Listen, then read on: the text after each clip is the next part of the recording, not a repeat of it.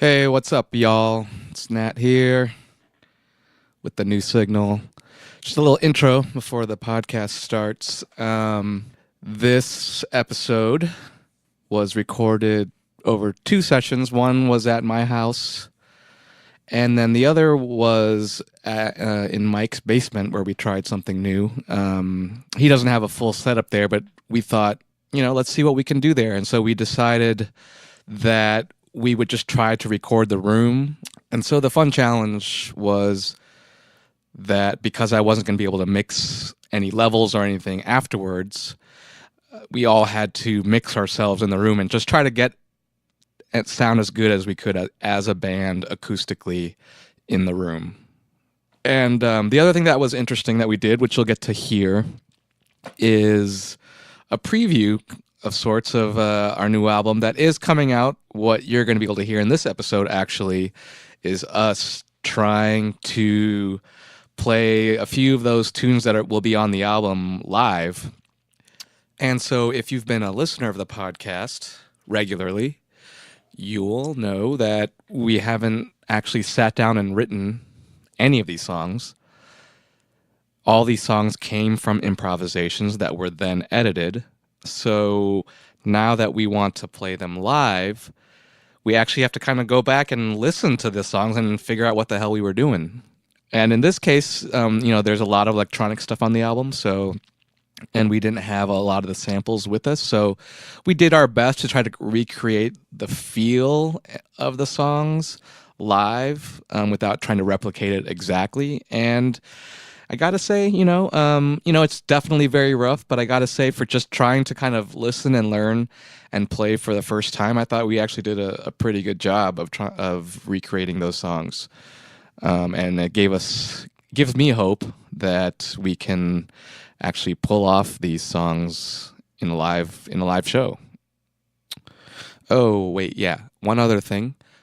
On this episode, we recorded the talking in different ways as well, not just the music. We have a little bit of talking that's recorded on the microphones, but we always have good conversations after while we're just hanging out. So this time we just set up an iPhone in the room and recorded that for conversation. Basically, on this episode, what you're going to hear is a bunch of different types of recording sound, recording quality. I hope it works for you. I think this is a little bit of an experiment, ongoing experiment. The more and more I think about this podcast, the more it's becoming kind of just an ongoing document of the music that we're making and the conversations we're having around it. And however we can document that is how we document it. It doesn't always have to be in a studio. It doesn't always have to be multi-track recording. But I guess let us know what you think. So, yeah, enjoy the episode.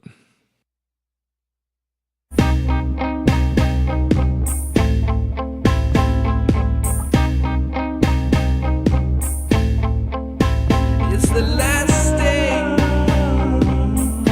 Are you gonna stay? Can we weather the storm? It's the last day. Are you gonna stay? Can we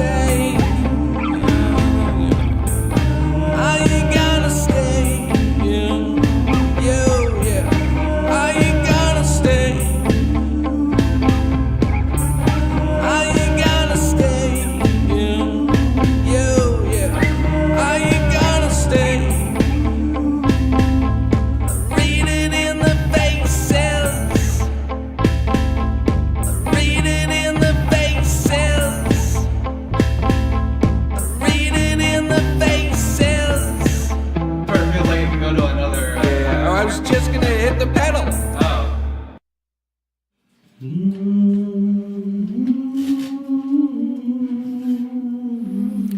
Welcome to the New Signal, everybody. New Signal Sunday. The morning after Mike's basement. Go to church. Jam. Don't take me to church. We're in our little morning church right here. We got Mike on some vocals. We got Sophie.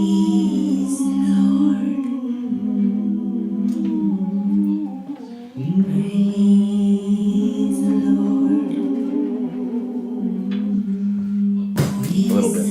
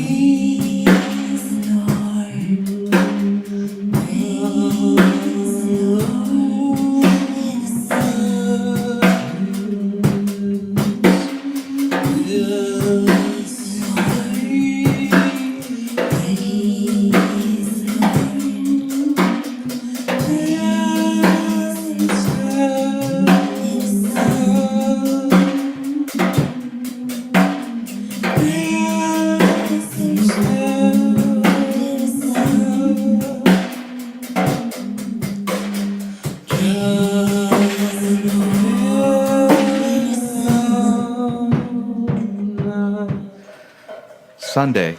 You know, it did make me think of, I mean, even though we're kind of joking about churches, I will say the one thing that is nice about or interesting about religion is like, it's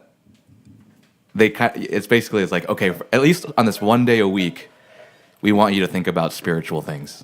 You know, like that's the one thing secular society doesn't have, where it's like, yeah, where it's like you have to like take some time to kind of stop and think about spiritual matters, whatever that means, whether it's religious or not. But, you know I don't, it's hard to dedicate time.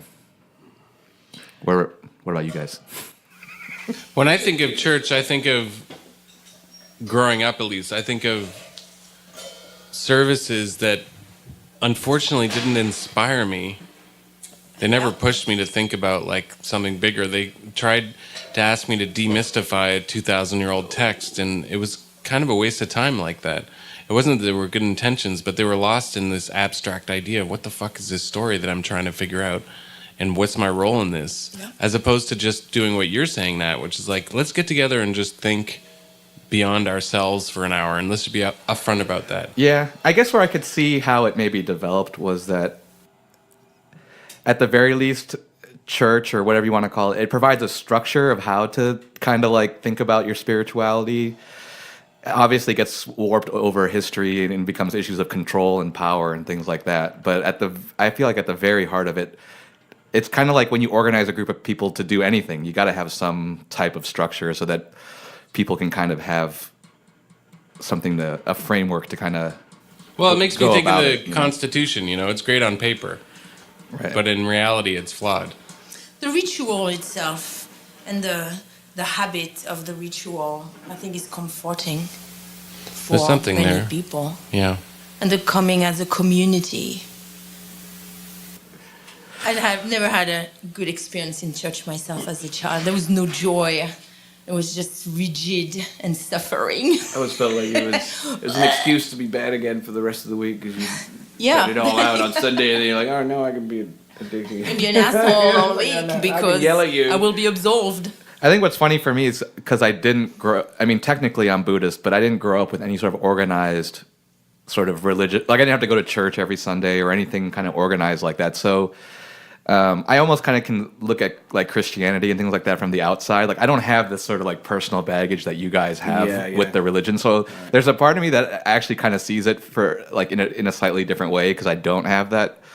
And there are aspects of it that I can see being kind of interesting, but I get it. It's like with you guys, it's like all tied up in childhood and being told to do it. Yeah, people telling you to do things and stories that are meant to scare you, and Yeah, the idea of the God-fearing, that's something that...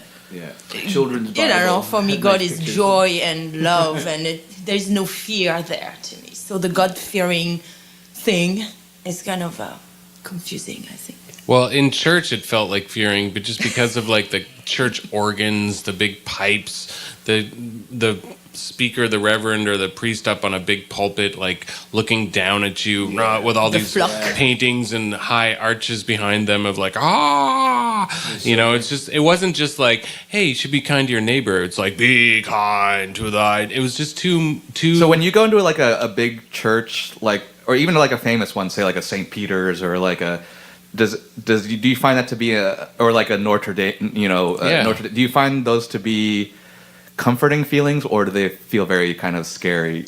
They feel ominous to me. They feel powerful. They feel, in some cases positive, but they feel very overwhelming, like very heavy and big. Whatever it is, it's like, this is a powerful experience being here. Space-wise, imagining and feeling the community, history, feels powerful. And in some cases, when you see an old church that's like been abandoned or something, which I've seen a few of, those are weird too, because it's like, ooh, what happened here? The spirits just left. The ghosts. Like it didn't work, But you can feel small in a huge cathedral, But you have to the whisper sound, in a giant you room. just like you feel the space is filled with something. The sound you make, the steps, it just resonates and comes back to you. The light through the beautiful windows. There's something, when there's no mass in place, for me, I love going to church. It encourages that. By myself, just to feel the space. Yeah, the little trigger points. And you should try going to a couple services or one now. Because I've been to a couple, like even not necessarily in Chicago. I went last one was maybe in Poland a couple of years ago, but in a Polish ceremony. And just kind of listening and looking, feeling the room of people.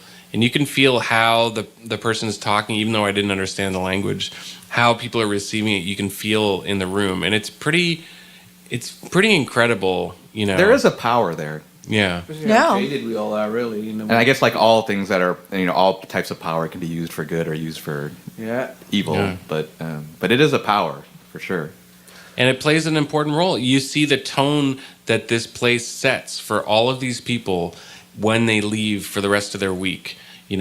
I used to think that when I got out of church at like 12:01 after 11 to 12 service on Sunday morning, when I went with my mom, that 12 o'clock to 1 o'clock hour was like the best hour of the week. You know why? Because it was like, this is the moment where the next service is the farthest away from happening. You have the most amount of time until you have to be back here. I had the same experience because mine was at 8 in the morning, 8 to 9. Greater feeling. The coldest church. Oh my God, it was horrible. Cold churches too. There was no song. There was one song, and it was the last one. And oh my God, when I heard that song, I was like, yes, I will sing that one with all my heart because we're done until next week. And did your church have an exit song? Like after the service, the organist would keep playing as you were like leaving and stuff like that. You'd be like, ooh, it's my exit music. Yeah. You didn't? It was a small village church, so mine was the first one the priest went to. So he went there at 8, and at 9 he had to go to another one. So there was no lingering around. No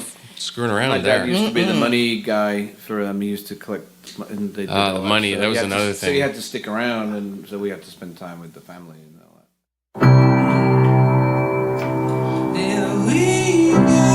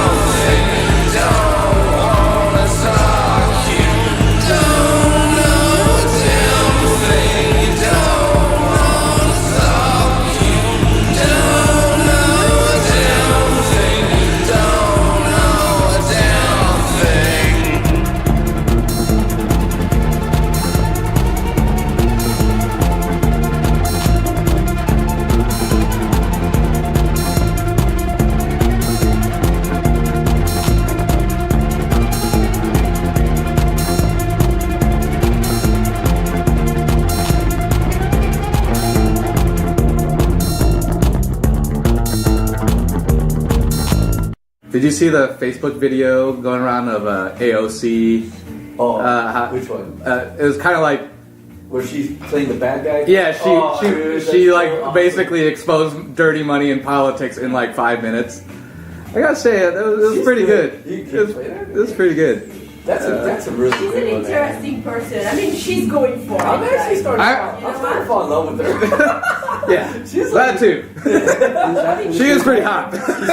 She's a girl from it's the Bronx. Alexandria Ocasio-Cortez. Yeah. She just got elected in the Congress, right? Yeah. She's kind of a lefty, and she's beautiful, and she's got it, man. Yeah, she's got the Trump can't hit on her right. She's very antagonizing. I mean, you love her or you hate her. Okay. Like, Yeah. Polarizing, she speaks okay. up, you know? Yeah, but If you kind of are on her side, you love her, and if you're like a Republican, You're like, oh my you're God. making like you can't You're stand scared of her. Yeah. because she's You're gonna scared. do She's got stuff, everything you that know? you wish you had, right? The only way I can compare it to is like how I feel about like Ted Cruz.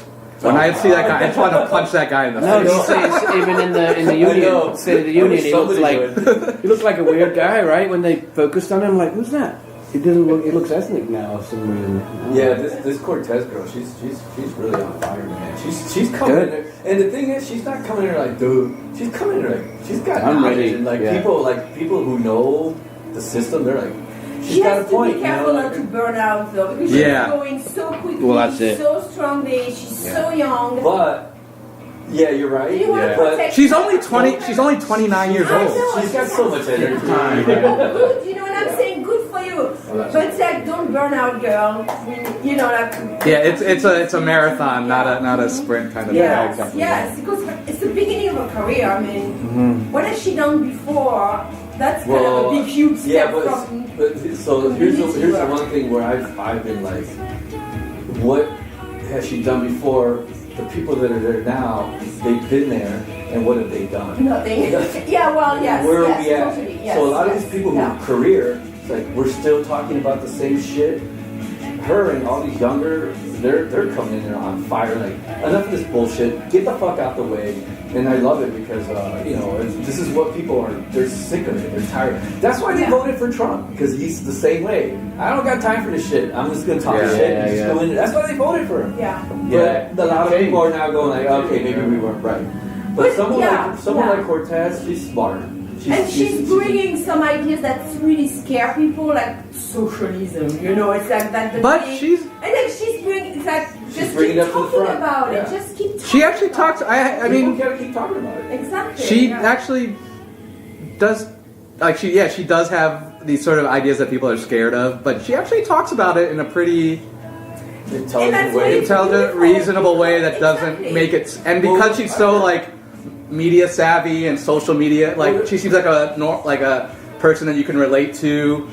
That it doesn't make those ideas seem as scary as Exactly, as and you that's would what think. something needs to completely, that takes the word socialism and take like all the fear around it. It's like, what is it really? The But I think government there's a is little that. confusion between the far left, the communism, and Well, that's socialism, why that's why which there is a huge difference. she I does- grew up in a socialist country, you know. She keeps saying democratic socialism. Exactly, it's like you have to, it's different, and people still are like Cold War Stalin, I know. you know? And a lot of what's So, happening? yeah. What's happening? A lot of these people are dying. They're all gonna get it. They're gonna leave Congress.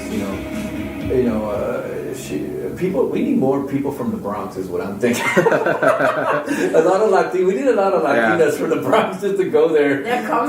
They'll wipe out the whole. And she's Puerto Rican. She doesn't take shit from anybody. Yeah. Well, you know, it's funny. I heard. I was reading off that one thing we were talking about. One of the comments that I read was like, she talks where a normal person, like my grandmother, could understand. Yeah. Like she talks in a way that you could be like, okay, you're not talking all this law stuff and all this. Yeah. Where I'm like, oh, whoa, like what the hell are you guys, or you're not bullshitting around. We know bullshit when we see it. Yeah. Like that Whitaker shit. Did you watch that? What was interesting about that whole 5 minute dirty money thing in Congress, because I read the comments and stuff like that, and there were a lot of comments where like, I don't agree with anything this woman stands for, but this was pretty good. So I think because conservatives also don't like all this sort of dirty money stuff, and so they seemed pretty impressed that she was able to kind of break it down like that, and they were just like, I don't really like her, but You made some sense. She's a love-hate person. It's good to have that, you know. And then we need that right now. You would be the one to start it.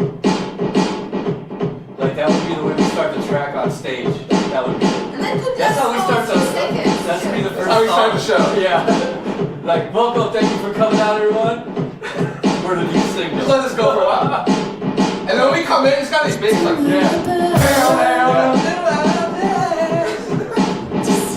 Alright, so let's do it like, alright, we'll do a 1, 2, 3, and then everybody You tell us when to come in. Alright. Mike, you ready? Okay. Just let the beat go on. Yeah. Good evening, Cleveland. We're so happy to be here on our 3-month tour this summer. I said, let's go to Berlin. Oh, yeah. Fuck you then. And we'll tour there. Yeah. Okay. 1, 2, 3, 3.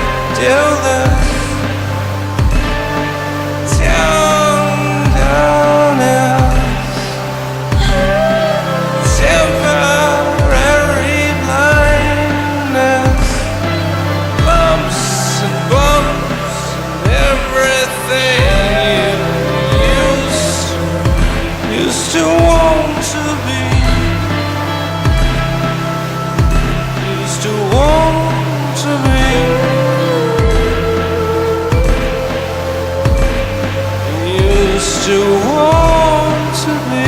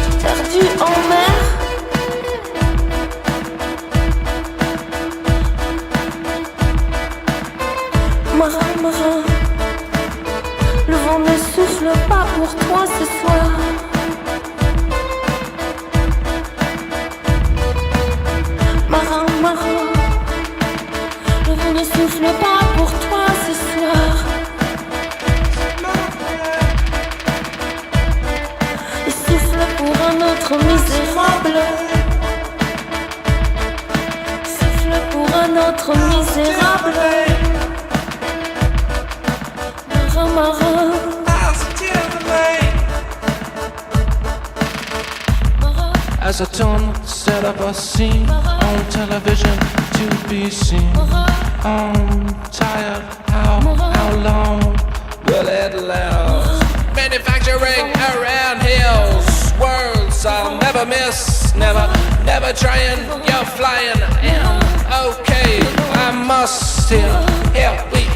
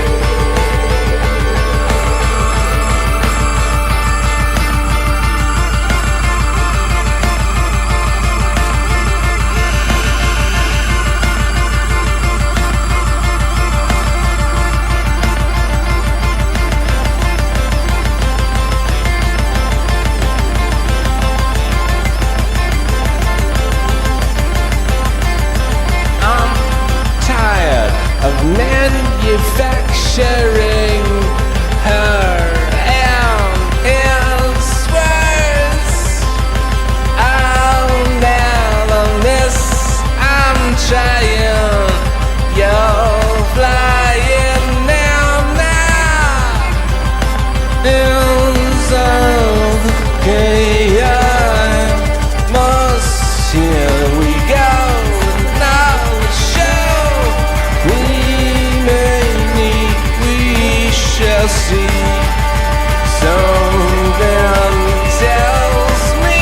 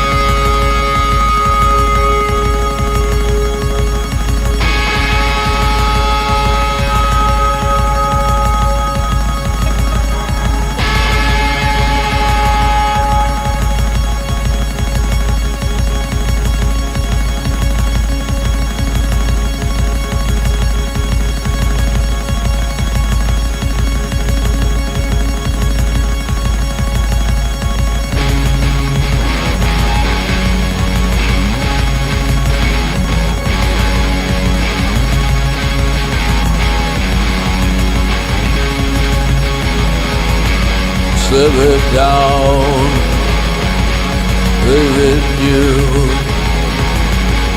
pull it back, look what's new, pull it new, pick it high, look what's new, it's in the floor.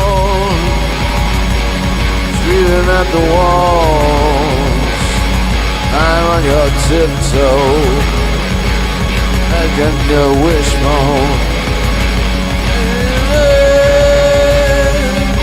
God's made up, pull on a wishbone, carrying the mood of my tangle, pull on a wishbone. I don't know where time, you know why we're going to fly.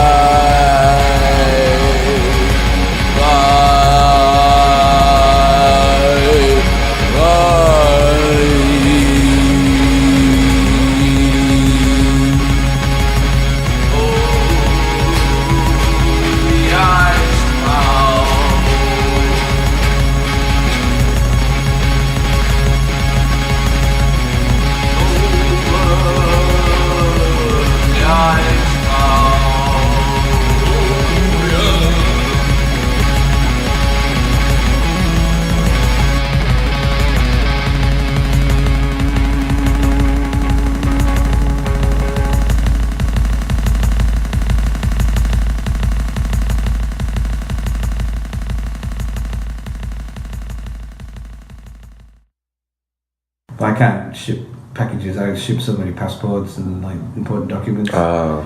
Most of the people that's who I deal with, like people from another country, trying to get their fucking papers. Wow. So I'm like, the last thing I want to do is send it in the wrong place. Yeah. like do something like we didn't get our passports. Yeah, that's why Emily's. My sister's gonna come this summer, and the father of her kids is Algerian, so he's Muslim, and so he doesn't want to come here. Yeah. I mean, yeah. She had actually, because her kids have. What would you tell him? Would you be like, oh, you should come here? I would say come because he's a French citizen. Yeah. I mean, he does have a name like Al Kredim, you know. And he's intense looking. But the two kids have his name too. Yeah. So I was telling my sister, make sure you get the passport, and you should, make sure that. What else do I need? Make sure you have everything, because if they see the name, and she has a different name, and they might ask something else. Yeah. Is he going? Is he might be coming then? No, he's not. Oh, okay. I thought that was. I would love to meet him, but he he's like, and I respect it. And so we got to do that when they come, right? We got to kind of go. Well, make my sure we find sister's out like, halal stuff. I mean, when he's there, because he lives in Paris, so he comes like 2 weekends. So it's gonna be all McDonald's So and when KFC. when he goes there, then they make sure that it's all halal. Mm-hmm. And my parents, like, they have animals like chickens, so he will be the one killing the chicken the halal way. Wow. And my mom is like, it's intense. it's just the same, but like difference. I know, right? So they have to face the makeup. And then they have to. Well, the halal is that when you kill the animal, you let all the blood. Yeah. Keep the meat. Well, I want to get them vegetarian when they come here. So, hey, halal. If you want to have pure Halal potatoes. Vegan.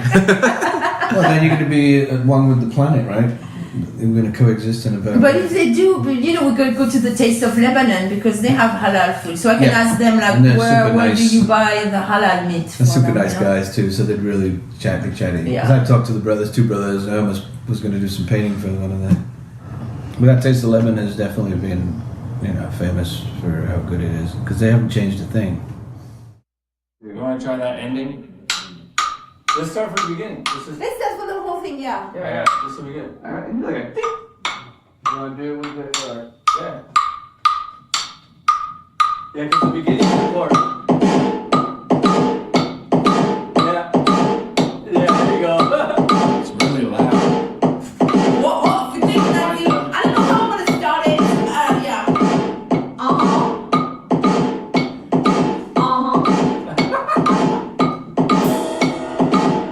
I don't remember. Let's just start it. I'll figure it out.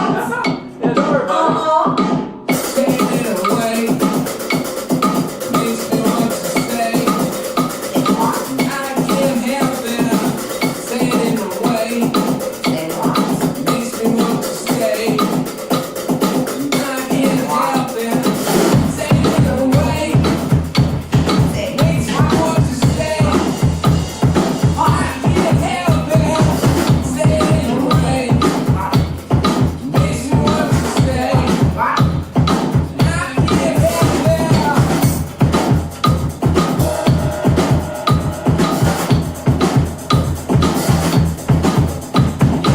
Sweet in every way.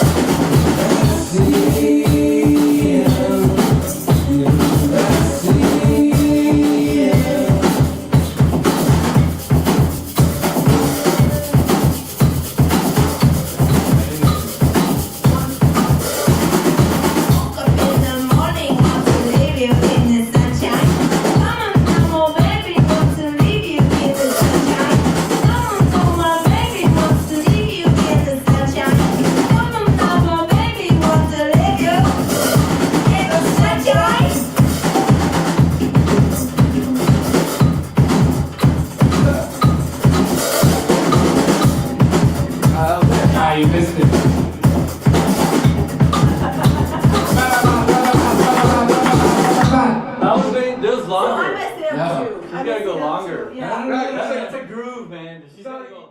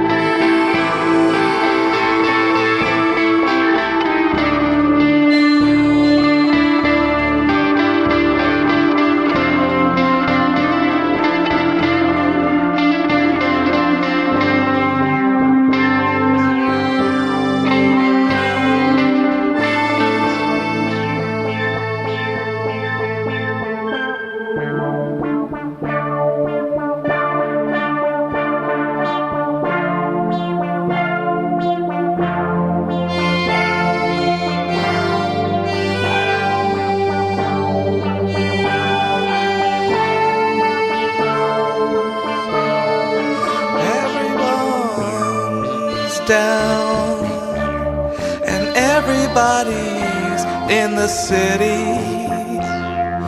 calling for a cab and nowhere to be, and everybody wants and everybody needs me, and everybody hearts you're in. God.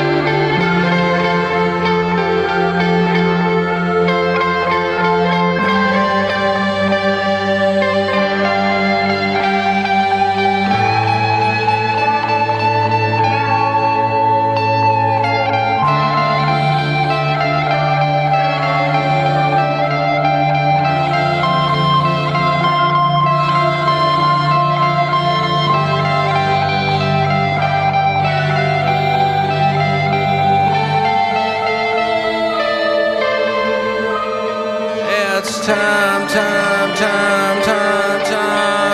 to destroy my life, and joy.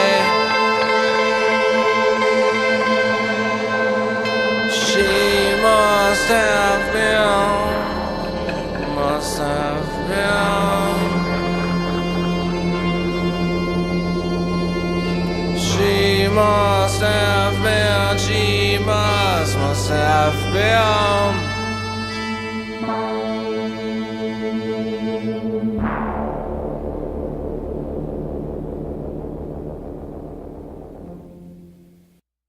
Yeah, we were in Mexico like a couple months ago.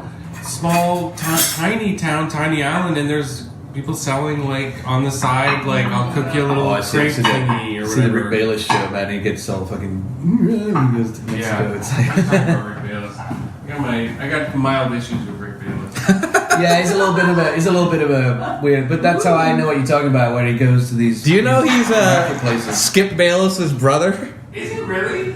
Yeah, Skip Bayless? Skip Bayless is this like larger than life, loudmouth sports talk Oh no way! TV. Yes. Wow. Skip is, I forgot who's the older brother, but if you look at them, they look they're very similar, like Oh my god. look wise. But personality wise, they're different. Maybe, I don't know. But actually, if you think about it, they're not that like yeah. Skip is obviously a lot louder and like more bombacious, but they're both kind of arrogant in their own in different ways. like yeah. what they think they know, Yeah. they know best, kind Oh of. my god, that's hilarious. I know you get So that. funny. Yeah. He has a little patronizing kind of element to Rick Bayless, right? Actually, I don't. I like the show because I love the food he's cooking. Yeah, and he's. I mean, I've enjoyed watching his cooking shows, and I feel like I learn a lot when I watch them. And he seems like he has enough respect for the culture, and he's not trying to. Oh, I think he's really into the culture. That it comes off a little bit too like, hang on a minute. Well, just the optics of a white American kind of like diving that deeply into Mexico, even if it is authentic in terms of firsthand experiences to me. Yeah. I just always feel weird when somebody who's talking so authentically about Mexico isn't actually from Mexico. Yeah, right. Because it comes off. Oh, maybe. Yeah, he's but a light-skinned I Mexican will guy, give but him he's credit not. though. Like, I don't. He's not trying to. I don't think. That's why I watch Patty. I think for what he does, I think he does it in a way that I understand is the best version of what he could be doing. Yeah, Right. And that's fine, but it doesn't change the nature of what he's doing, which to me is ultimately like. I can't. I mean, You should have somebody working with him that's authentically from there, right? Everyone's allowed to geek out on whatever it is that they want to geek out on. I'm not saying they can't. I'm not saying he can't. I'm just saying in general, that's just a thing I'm uncomfortable with in general. So, like, there's a very similar version of this white chef in Portland who opened up a Thai restaurant called Pok Pok. And, it got all this, like, acclaim and awards. And kind of a similar thing, like, right. He kind of went to Thailand, lived there for a bunch of years, really got into it, making everything from scratch. And I went there and I ate the food, and it was like, yeah, this is legit. This tastes like it tastes authentic. It tastes really good. And so it's like, I can't really. And he seems like he's coming at it from the right place, and so I can't really have any problems with. But at the same time, I think what it is it's that, like, it's not that they're doing it that's bad. It's the amount of, maybe it's more the amount of, like, acclaim and celebrity and stuff that they get from cooking this food. Yeah, which is so. Whereas, like, so it's like, oh, all of a sudden Thai food is this thing because this guy started putting it on this level. Whereas, like, yeah, there's tons of Thai chefs and, cooks in fusion and all that. But just because they kind of work at kind of like, cheaper food restaurants or whatever in different cities, they don't get the same level of attention and acclaim from, like, the food Michelin stars or whatever. Yeah, the food critics. Like, look, when we just went to Tulum in Mexico, right? Yeah. And Tulum's a place that to me is very problematic, not because it isn't beautiful. There's beautiful scenery, beautiful people, very nice, but it's also a really weird mix of, like, development that's clearly coming from or aimed at Americans, that is taking away natural resources, land, and certainly a certain amount of culture from the locals who live there, and it's leaving like a mark in a way that I think it's actually very problematic, right? Yeah, I see. And so to me, like, when I think of someone imperial, like almost like as an imperial coming in and, like, I'm gonna, like, either put my wishes on this or I'm gonna take what you've got and I'm gonna turn it into something else. Either case, the locals, the people who actually are authentically connected to that history, are not involved in the exploitation of that history for the purposes of somebody making money, not them. In this case, Rick Bayless has built an empire on Mexican food and culture that I agree. I've eaten at his places. Yeah, we did. Even at the O'Hare, he's got a Frontera grill. It's my favorite place. Yeah. It's really delicious food. But I don't know enough, and what I haven't seen tells me enough that he actually gives back to that place that he has taken so much from. Mm-hmm. Like, in my opinion, someone like that, if I were me, like, I would have a problem because I don't see him, for example, like, he should open a Rick Frontera Foundation or cooking school or something in Mexico that actually gives proceeds back to the places that he's taken all these histories from. Yeah, I'd be curious to see. I mean, it wouldn't surprise me if he probably has, but I'd be curious to see if he has. Quietly, maybe. So he doesn't. If he does, it's very quiet, because what I see much more prominently is, like, his restaurants, his TV shows, the media, and, like, his empire that he probably high dollar food. Yeah, where it's not supposed to be high dollar food. Yeah, so I think that's a good way of putting it. It is this idea of, like, it's not about questioning the authenticity or the respect that he has for the culture or or how good the food is or not good the food is, or his right as a person to cook whatever he wants to cook. But yeah, but it's like you've built an empire off of sort of taking all this knowledge from these people, and like, yeah, I guess if you haven't really, I had never seen it this way. Like, if you haven't given colonization, that's what given anything back to. If you go to the coast in Tulum, you'll see it is incredible, because it's a small town that has this, about 10 or 20 years ago, has turned into this big development where the town itself is pretty much stayed the same. All the locals kind of live there, right? But it's developed now with tons of Airbnbs and blah blah blah blah blah. And then the coast right next to the town, like 10 minutes from the town, which is where the beautiful beaches, the beach is stunning, gorgeous, blah blah blah. It's all these resorts that are built for $500 a night clientele that come mainly from America. And it turns out, as much as they're like about the environment there and how beautiful it is, all of these, the development happened, the city and the town is like just screwed. They have no infrastructure in place. So all of these resorts on the water, they don't even run on electricity. They run on gas generators. Wow. So all of them burn the equivalent of, the crazy amount of equivalent every year in gas just to run these resorts, right? They don't have sewage in place there, so that 80% of the town, 80% of the shit in the town isn't there. They don't even know where it goes. Okay? So people have built stuff without an infrastructure in place. So the town is gradually growing into what I think is like a ticking time bomb. It's like a giant septic they've got a tank, right? giant landfill. Shit's everywhere. Right? They've got a giant landfill in the forest next to the town that nobody controls. So it's just constant. Didn't the Simpsons do an episode on that? So this town is like a prime example on the surface of, like, you look at it, pictures, videos online, like, it's stunning, beautiful, gorgeous. And we went there, and it is beautiful on many levels, but it's sad on many levels too.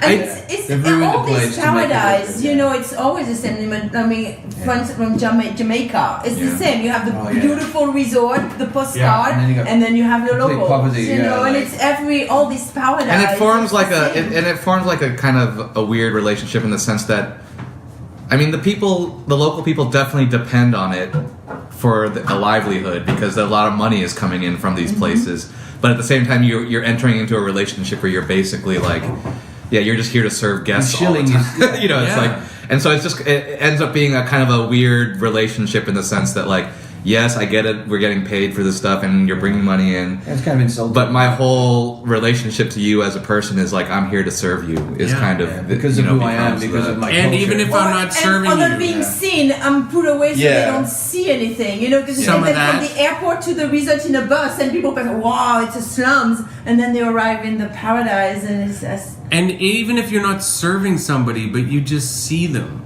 like, for somebody from this town to see me, for example, I'm sure it's like a loaded image for someone to see, like, a pasty white dude from clearly not there, walking in and being like, isn't this great? But also, like, what I represent to someone like them is like, you represent the destruction of my town.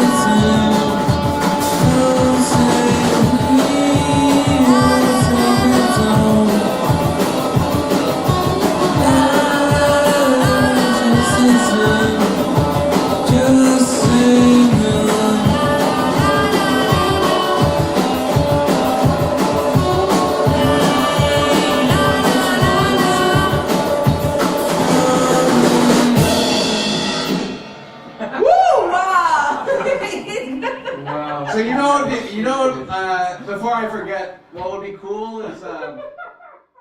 I mean, I can still watch him. I still watch do. him, and I'm like, okay, this is interesting. I'll still eat the sandwich at the airport or go to his And restaurant. I guess what could be fair is that maybe he does do a lot of stuff, but you don't. I don't know about it. So at the very least, it's not part of his persona that people know that about him. Yeah. You know, so even if he does do that stuff, it's like kind of like It would be nice to hear about it. You know, just, you know, or he doesn't promote it himself as like as a part of the culture of developing a business is to develop a philanthropical component at the same time, and to promote that, because that promotes as much of longevity, right? Longevity and as much sustainability. Yeah, but that pretty much. I mean, that's just a very.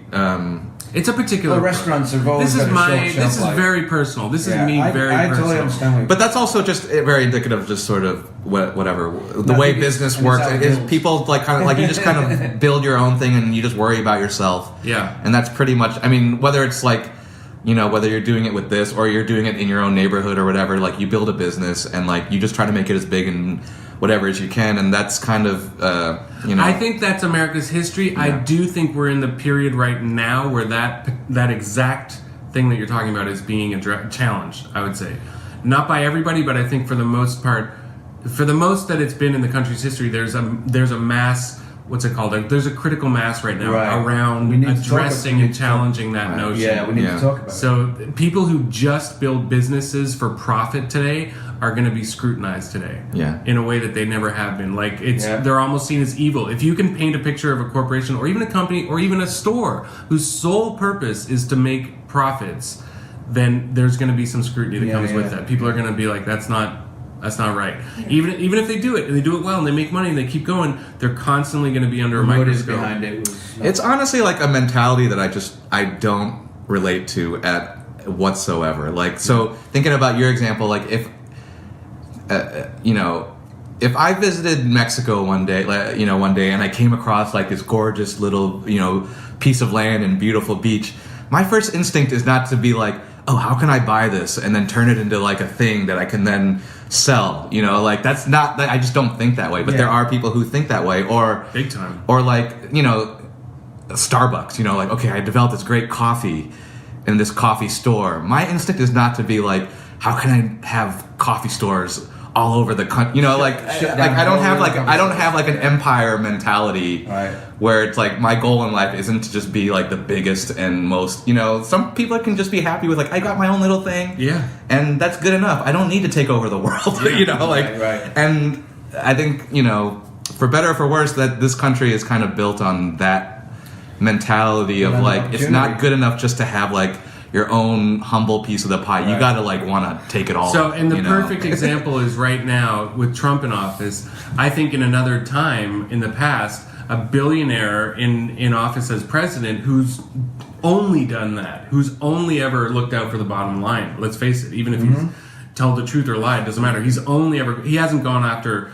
being philanthropical on any level. So like all he's ever done is gone about money. I think 20, 30 years ago would have been totally different with him in office being, I think people would have like looked at him in a way that was like, hey, he's made a lot of money. He's a self-made millionaire. That's great. He's a fucking, of course you can respect that. You can respect that. Yeah. Now it's just like, absolutely not. Half the country is ripping apart exactly because of that. Yeah, because all the people that's have been what's drained changed. of their sustenance. Yeah, because it pushed it so far. It's like, let's just take everything now and screw 10 years later. There's not 1 ounce of Trump's empire that projects any version of let's care about people. Nothing. It's all about making giant monuments to and as long as that exists, you're going to have right now at least half, if not more, of the country that hate him, and then the other half that are just scrambling to defend him.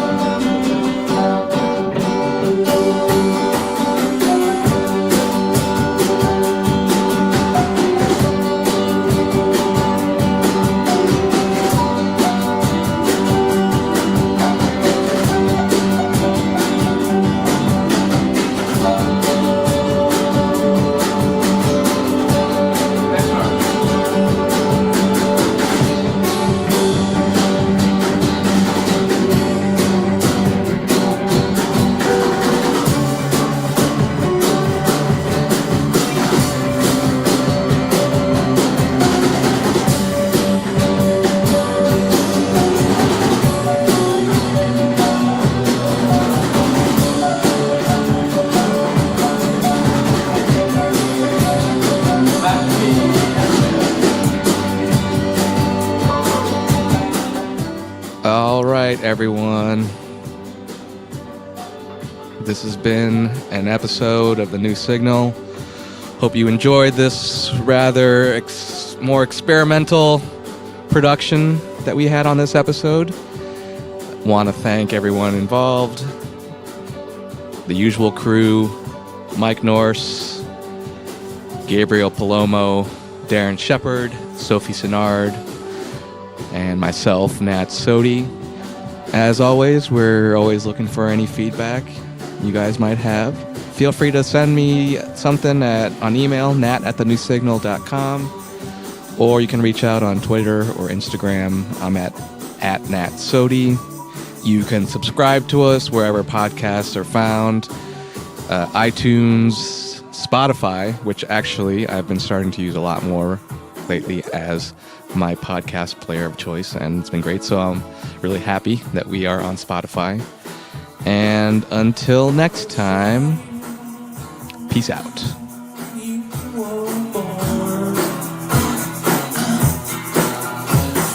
Play